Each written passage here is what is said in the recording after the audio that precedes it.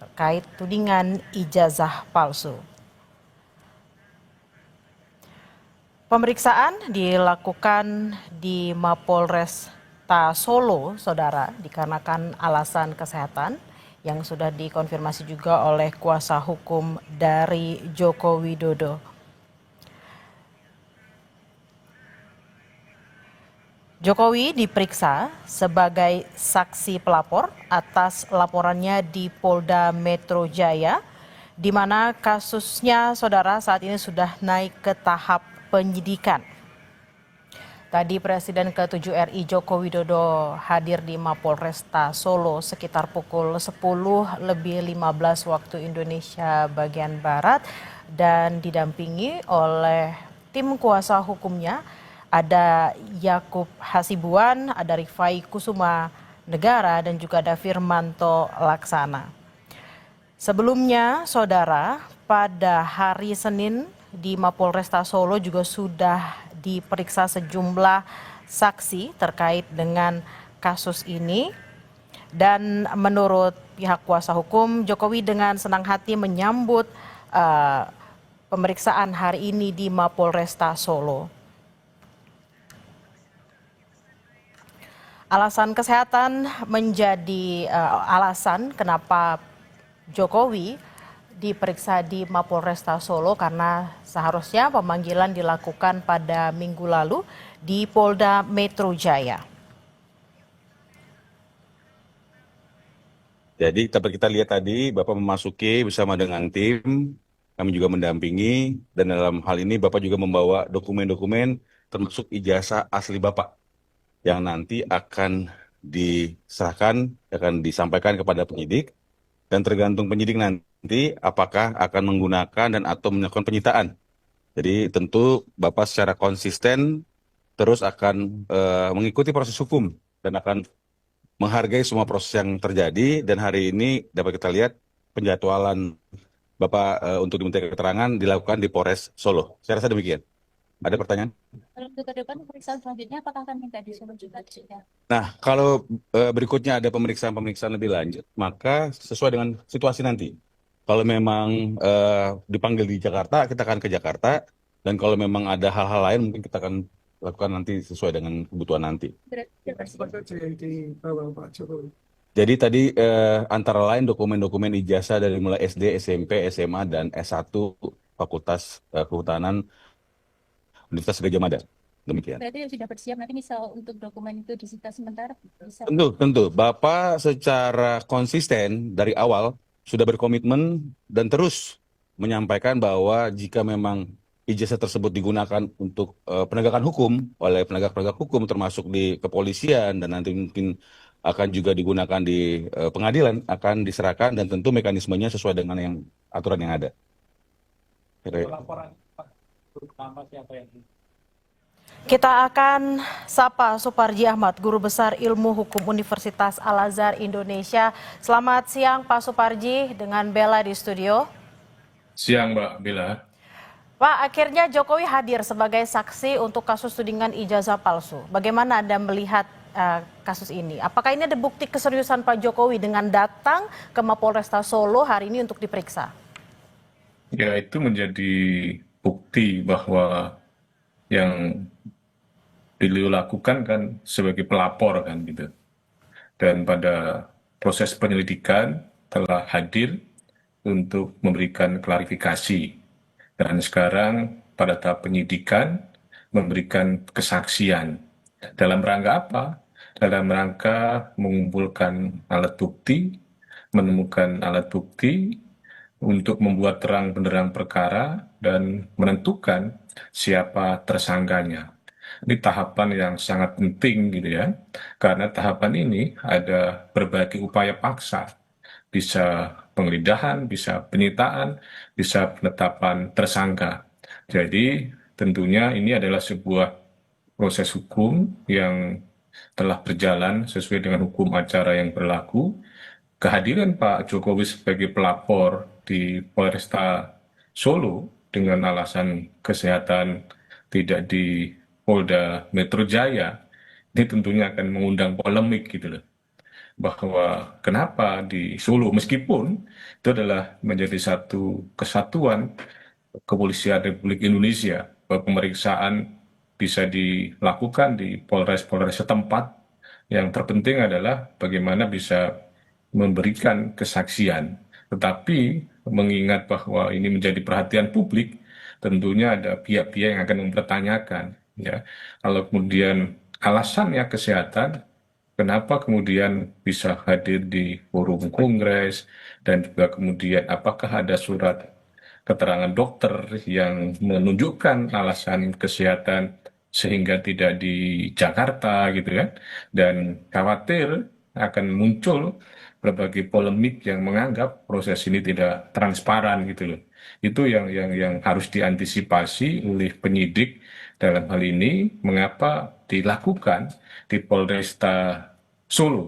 Setidak-tidaknya akan muncul berbagai pertanyaan tentang alasan kesehatan, mana buktinya, tentang bahwa akan ada penunjukan alat bukti, barang bukti, misalnya berupa ijazah asli, mana buktinya? Apakah kemudian akan dilakukan penyitaan, mana buktinya?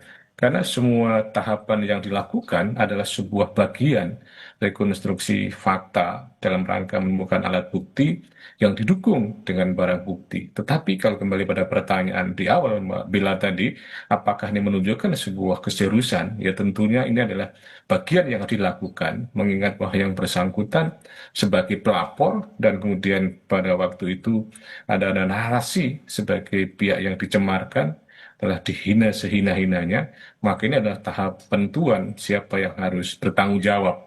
Penyidikan ini ujungnya adalah akan menentukan siapa tersangkanya. Dan harus dicermati, sekiranya nanti ada penetapan tersangka, termasuk kemudian penyitaan atau kemudian penggeledahan, kemungkinan berpotensi adanya pra-peradilan. Artinya apa? Bahwa penyidik harus hati-hati benar, berhati-hati cermat ya, berhati-hati dan cermat dalam konteks aspek substansi, prosedur, dan kewenangannya. Jangan sampai menyisakan itu adalah masalah berupa polemik dan kemudian berujung pada adanya pra-peradilan tentang pengujian tentang sah dan tidaknya penetapan tersangka atau kemudian penyitaan ataupun penggeledahan. Jadi poin penting yang harus diperhatikan oleh penyidik adalah supaya prosedur hukum formilnya diperhatikan sehingga nanti tidak muncul ya gugatan pra-peradilan gitu, ya. Pak Suparji, tadi kuasa hukum mengatakan ada sejumlah dokumen termasuk ijazah asli yang dikatakan dari SD hingga S1, juga ada flash disk yang dibawa untuk diperiksa hari ini. Sebelumnya di hari Senin juga ada 8 orang saksi yang diperiksa. Apakah memang dengan sejumlah dokumen dan juga saksi-saksi yang sudah diperiksa, apakah Anda mengira akan ada penetapan tersangka setelah pemeriksaan-pemeriksaan ini, Pak? Ya, bahwa alat bukti yang diperlukan yang utama kan berupa surat kan, dan dalam hal ini tentang ijazah ya, Pak Jokowi. Tapi pada sisi yang lain bahwa itu tidak bisa berdiri sendiri, harus didukung dengan alat bukti yang lain berupa saksi. Karena putusan MK 21/2014 untuk menentukan orang menjadi tersangka harus didasarkan minimal 2 alat bukti yang tentunya bisa didukung supaya terang benderang keterangan dari ahli. Nah, itulah yang bisa jadi sandaran untuk kemudian menetapkan seorang menjadi tersangka. Kalau kemarin sudah diperiksa saksi, hari ini diperiksa saksi lagi, terus kemudian ada barang yang disetujukan berupa ijazah, dan kalau memang pada alat bukti tadi itu memperkuat bahwa ijazah Pak Jokowi adalah asli, maka dengan demikian apa yang disampaikan oleh para terlapor adalah sebuah fitnah, sebuah pencemaran nama baik ya, karena sesuatu yang benar dinyatakan tidak benar sehingga kemudian namanya Pak Jokowi menjadi tercemar. Maka kalau ini bisa dibuktikan bahwa ijazahnya adalah asli, terus kemudian didukung oleh saksi-saksi, maka ya potensi untuk ada pihak yang melakukan pencemaran nama baik itu cukup besar. Atau dengan kata lain bahwa penetapan tersangka ya cukup besar dilakukan, karena bahwa proses penyidikan tadi itu ujungnya adalah menentukan siapa yang menjadi tersangka. Jadi kita tunggu saja bagaimana nanti penyidik memperkuat alat bukti tadi itu. Poin utama yang dilakukan adalah bahwa tidak hanya bersandar kepada misalnya pelapor atau kemudian barang bukti yang dibawa kepada pelapor gitu ya, tetapi juga orang-orang yang dilaporkan atau dalam tanda petik calon tersangka itu adalah juga diperiksa. Karena prosedur yang ada dalam putusan MK tadi, salah satu prosedur yang dilalui sebelum menetapkan tersangka, harus diperiksa dulu siapa calon tersangka. Memang tidak ada nomenklatur calon tersangka, tetapi bahwa pihak-pihak yang diduga atau berpotensi menjadi tersangka bisa dipersepsikan sebagai satu pihak calon tersangka. Artinya apa? Bahwa ini tidak hanya kemudian bersandar pada saksi kemarin atau kesaksian pada hari ini, bahwa pihak-pihak yang dilaporkan juga harus diperiksa terlebih dahulu supaya kemudian menjadi berimbang kan itu, menjadi adil dan tidak hanya sepihak itu harus dilakukan juga gitu. Ya. Nah, Pak Suparji, terkait juga dengan ada beberapa nama-nama yang diperiksa sebagai saksi ya dalam pelaporan Jokowi ini. Juga kemarin Roy Suryo CS mendatangi Polda untuk mengajukan permohonan gelar perkara khusus karena ini prosesnya sudah naik ke penyidikan. Nah, bagaimana Anda melihat apakah mungkin permohonan gelar perkara khusus ini akan dikabulkan oleh polisi? Jangan dijawab dulu Pak Suparji, kita jawab usai jeda. Tetaplah bersama kami di Breaking News Kompas TV.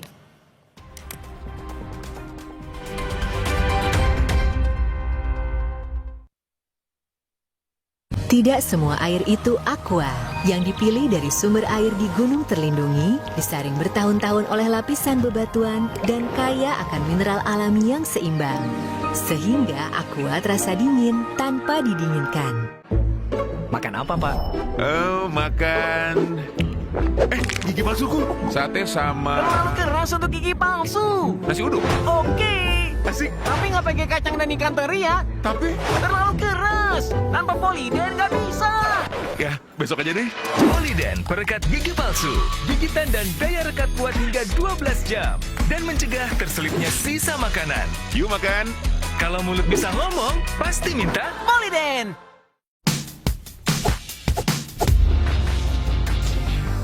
Maksimum tapi nggak maksimum.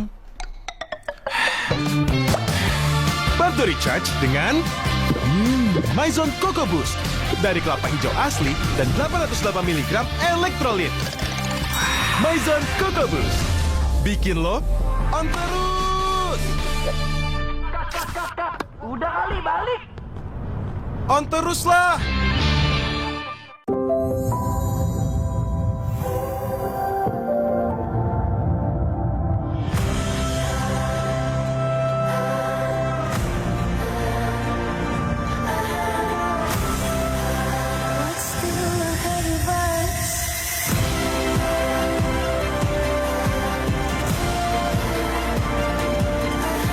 Samsung Galaxy Z Fold 7 dan Z Flip 7. Kunjungi toko terdekat dan pre-order sekarang. Saat aktivitas padat, saatnya level up. Minum Hemaviton Action Immune Up. Immune Up formula dengan buffer vitamin C, D3, zinc, dan ginseng ekstrak.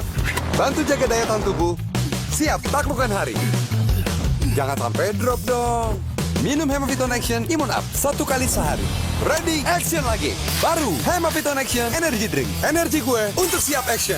Saat ada tantangan lebih, ini waktunya challenge your action. Hemaviton Action Immune Up. Hemaviton Action Energy Drink. Jangan biarkan siang Anda berlalu begitu saja.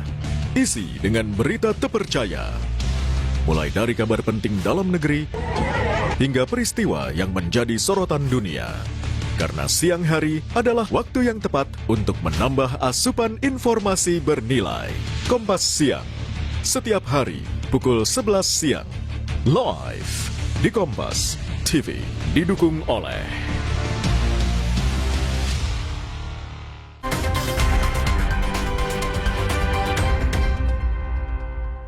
Pak Suparji, menyambung pertanyaan tadi sebelum jeda. Roy Suryo CS tuh kemarin mengajukan permohonan gelar perkara khusus. Lalu bagaimana Anda melihat permohonan gelar perkara khusus ini? Apakah akan dikabulkan dan pengaruhnya kepada pemeriksaan ini apa? Ya, saya kira bahwa menjadi hak ya Roy Suryo CS untuk mengajukan permohonan gelar perkara. Dan kemudian soal dikabulkan atau tidak menjadi hak dari penyidik kan gitu. Dan supaya ya tidak menimbulkan polemik ya, tidak menimbulkan ketidakpercayaan, maka lebih baik gitu dikabulkan gelar perkara. Karena mengingat gelar perkara ini sebagai suatu bentuk evaluasi dan sekaligus proyeksi penanganan perkara ya, supaya menjamin transparansi, akuntabilitas, dan kredibilitas proses penanganan hukum. Nah, bagaimana pengaruhnya tentang penanganan perkara ini? Ya, menurut saya bahwa dengan gelar perkara ini akan memberikan semacam pengaruh yang cukup kuat gitu ya tentang bagaimana mekanisme pembuktian gitu. Disitulah akan diberikan kesempatan bagi pemohon, bagi pengadu untuk menjelaskan kan mengapa mengajukan gelar perkara, tapi sebaliknya ya bagi misalnya pihak yang teradu ya dalam hal ini konteksnya adalah pelapor juga punya hak kemudian untuk memberikan pandangan, memberikan semacam pembelaan dalam tanda petik ya. Pada sisi yang lain kemudian ada penyidik, maksud saya penyidik yang melaporkan penanganan perkara tadi itu, dan kemudian ada ahli yang akan memberikan pandangan-pandangan berdasarkan ketentuan keilmuan dan pengalaman yang dimiliki. Nah, berdasarkan tahapan tadi itu, maka kembali pada kewenangan penyidik ya untuk mengambil sebuah kesimpulan bagaimana penanganan perkara. Apakah memenuhi unsur, apakah kemudian tidak memenuhi unsur, atau perlu pendalaman, atau kemudian perlu periksa ahli, atau pemeriksaan alat bukti yang lain, dan lain sebagainya. Jadi, gelar perkara itu memang satu mekanisme yang diatur dalam peraturan Kapolri sebagai implementasi dari KUHP dalam rangka mengevaluasi sebuah penanganan perkara. Kalau kita refleksi dari penanganan perkara yang ada di Bareskrim, ada gelar perkara khusus yang kemudian dilakukan oleh Wasidik dan kesimpulannya juga tidak berubah pada tahap sebelumnya, maka ini juga menjadi tantangan yang menarik bagaimana ada konsistensi ya antara perkara di Bareskrim dengan perkara di Polda Metro Jaya. Karena apakah kemudian kemungkinan potensi yang akan ditanyakan adalah bahwa seandainya ini mengatakan adalah pencemaran nama baik karena ijazahnya asli, mana putusan pengadilannya kan gitu loh. Kan putusan dari Bareskrim bahwa tidak ada peristiwa pidana, maka kemudian dihentikan. Dengan demikian kesimpulannya bahwa ijazahnya adalah asli, yang kemudian jadikan keterangan, jadikan surat, jadikan alat bukti di Polda Metro Jaya. Tetapi kemungkinan besar itu tidak akan menimbulkan kepuasan karena apa? Belum berdasarkan putusan pengadilan gitu. Ya. Baik, terima kasih atas perbincangan kita siang hari ini. Suparji Ahmad, Guru Besar Ilmu Hukum Universitas Al-Azhar Indonesia. Selamat beraktivitas kembali Bapak, terima kasih. Terima kasih. Dan saudara, hari ini Rabu 23 Juli 2025, Presiden ke-7 RI Joko Widodo diperiksa sebagai saksi pelapor atas laporannya di Polda Metro Jaya. Namun Jokowi diperiksa di Mapolresta Solo karena alasan kesehatan saudara. Demikian breaking news Kompas TV. Informasi lebih lanjutnya akan kami hadirkan di program Kompas Siang. Saya Tili Rea Bella pamit undur diri. Sampai jumpa.